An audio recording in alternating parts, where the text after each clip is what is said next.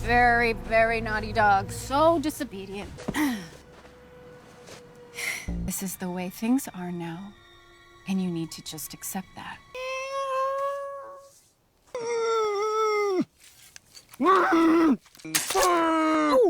Anna is returning from a business trip with her coworkers, her seatbelt fastened tightly while everything around her rattles. At first, the turbulence seems manageable, but then a massive explosion ripped through the fuselage, and passengers who weren't buckled in are instantly flung across the cabin like ragdolls. The pressure tears a section of the hull wide open, and several people are sucked screaming into the black storm outside. In the chaos, Anna's manager grabs her leg in a desperate attempt to anchor himself. A second man barrels toward the boss, Mark, begging for help. Without hesitation, Mark shoves him away toward the gaping hole. As the man falls, he grabs the manager's leg and drags them both into the void. Before Anna can even process the horror of what she just witnessed, the plane begins its final dive toward the ocean far below. Luck, for once, is on Anna's side. The angle of impact prevents an explosion on contact, and she survives the crash. But survival means nothing when she opens her eyes to an endless dark ocean stretching in every direction. Her lungs burn and her arms ache,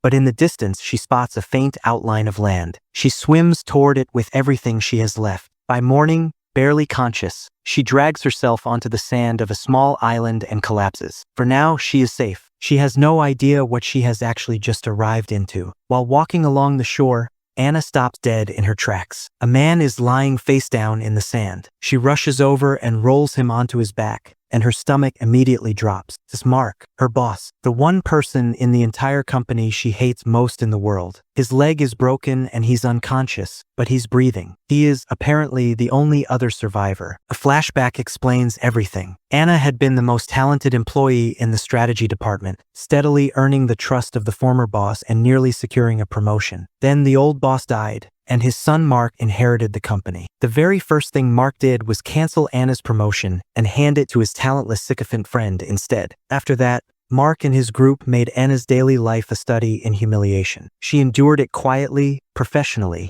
with a smile that cost her something every single day. Back on the island, Anna makes her decision. She picks up a sharp stone and begins cutting banana leaves. She builds a shelter using tree branches and vines, then digs a water trap in the sand using coconut shells and leaf covers. When rain comes, she easily collects enough drinking water. Her movements are efficient, almost mechanical, like a woman who has been quietly preparing for this moment her whole life. When Mark finally regains consciousness and awkwardly thanks her, Anna hands him water without a word and gets back to work. She starts a fire using friction. She catches a fish and cooks it on the open flame. Mark, a man who has never eaten anything that wasn't prepared by a private chef, stares at the plain, unseasoned fish like it personally offended him. He forces it down with the expression of someone swallowing a medical procedure. Anna, meanwhile, eats calmly and mentions she actually finds the island kind of peaceful. No meetings, no performance reviews, no one calling her names in front of the whole office. She smiles slightly. This is, objectively, the best her week has gone in years. Days pass. As Mark grows increasingly desperate and frantic about rescue,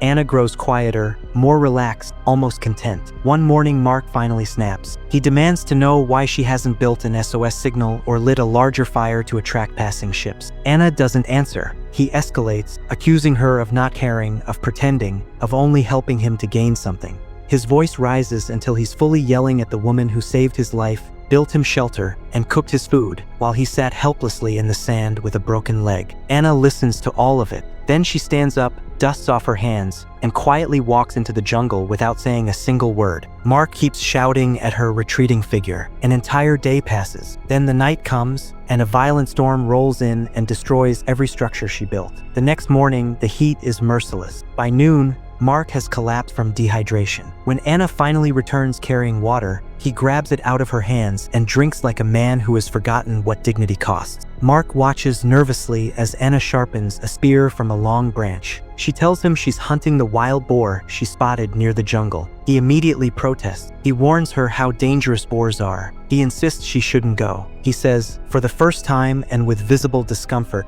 that he needs her. Anna looks at him for exactly 1 second, picks up the spear, and walks into the jungle. A boar charges out of nowhere and slams into her body, sending her flying backward through the air. She hits the ground hard. A fallen tree blocks the boar just long enough for Anna to scramble upright and run. The boar picks up her scent again and charges. But when it reaches where she was standing, it only finds torn strips of her clothing on the ground. Before it can locate her, Anna drops from a tree directly above and drives the spear deep into its back. The boar, maddened by pain, snaps the spear in half and charges again. Anna raises the thick wooden stick. The camera cuts away. When it cuts back, Anna is dragging the boar's head toward camp by one tusk. Mark stares at the severed head for a long time without speaking. Something has shifted behind his eyes. For the first time, looking at this woman who has repeatedly saved his life and who just killed a wild boar with a stick, Mark is genuinely, quietly afraid of Anna. He begins saying please before every request. He stops complaining about the food. He starts referring to their shelter as Anna's shelter. While searching deeper into the jungle one morning,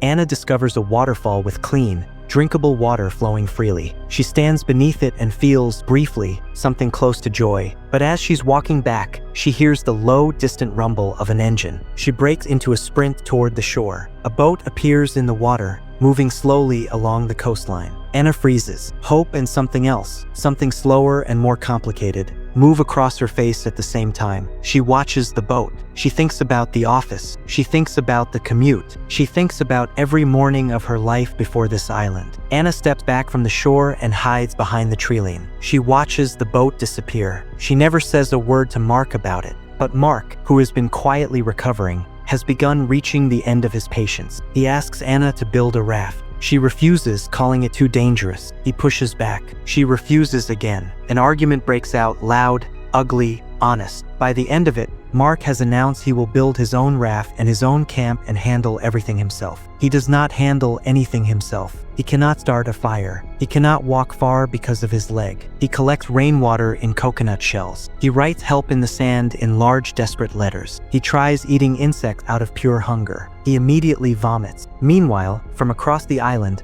Anna is eating cooked fish over a small, clean fire. After 2 days of this, Mark crawls back on his knees, literally on his knees, and apologizes. Anna watches him with an expression that is difficult to read. Then she laughs until she cries. She lets him back. A few weeks later, Anna takes Mark to the island's highest point. The view is stunning. She shows him poisonous berries along the path, pressing the juice onto her arm to demonstrate how quickly the red rash appears. She points toward a cluster of rocks marked with deep X-shaped scratches. Everything beyond those marks, she explains very seriously, is filled with deadly vines and toxic thorns. He must never go there. Mark nods and files this information away. But as they walk back down, his eyes linger on those X marks for just a moment too long. A storm destroys their coastal shelter. They take refuge in a cave further inland. Soaking wet and freezing in the dark, they remove their wet clothes and press together for warmth. In the morning, something has quietly changed between them. Mark begins learning which plants are poisonous. He begins contributing more. One evening, he offers to cook dinner himself. Anna, genuinely surprised, lets him. He produces a meal from jungle ingredients that actually tastes good. Anna takes a few bites and feels strangely warm, then dizzy. Then she can't feel her legs. She watches the room tilt sideways and hits the ground. Mark doesn't look back. He walks straight into the jungle and returns dragging a wooden raft he built in secret over many days. He pushes it into the water with the energy of a man finally free. He paddles hard. He gets perhaps 100 meters offshore before a massive wave destroys the raft completely. A larger wave rises behind it and pulls him under. When Anna regains consciousness, the first thing she does is run into the ocean and drag him back to shore by his collar. He wakes up coughing and panicking. He immediately begins apologizing. Anna listens to the apology. Then she hands him a cooked crab. He eats it without thinking. Within moments, his lips go numb. Then his face. Then his entire body locks up, paralyzed completely, eyes still open, fully conscious. Anna crouches beside him and explains in a calm, unhurried voice that she poisoned the crab with venom from a blue-ringed octopus, which paralyzes the human body within seconds. She says she did this to teach him a lesson. She picks up a knife, heats the blade briefly over the fire, reaches toward his pants, and begins to slowly move closer. Terror fills Marcus' eyes. Then Anna swings the knife. Blood spatters across his neck. He makes a sound that no man should ever make in front of his former employee. Then Anna holds up what she actually cut, a rat, which had apparently been sitting on his shoulder. She smiles pleasantly. The whole thing was theater. carefully staged to ensure he would never betray her again. Mark, still partially paralyzed, from this point forward, he does exactly what Anna says. Anna hears an engine again, but this time the people on the boat have already spotted the shoreline. As the vessel comes closer, Anna recognizes the woman at the bow. It is Jenny, Mark's fiancée. She never stopped searching. The rescue teams gave up weeks ago, but Jenny has been running loops around the same area of ocean, refusing to quit. She has a guide with her. Two people now know that Anna is on this island. Anna forces a smile that fools no one watching the camera too closely. She says she is so relieved. She says Mark is alive.